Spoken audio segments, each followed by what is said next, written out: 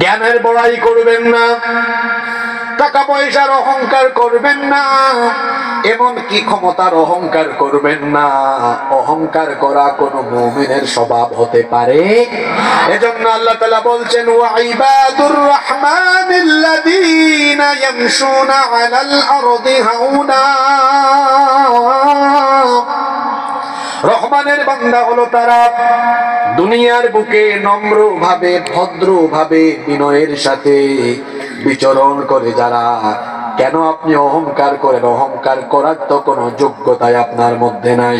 রব্বুল আলামিন কোরআনে কারীমের 17 নম্বর সূরা বনী ইসরাঈলের 37 নম্বর আয়াতে বলছেন ওয়ালা তামশি ফিল আরদি মারাহা ইন্নাকা লান তাখরিকাল আরদা ওয়া লান তাবলুগাল জিবালা তুলা।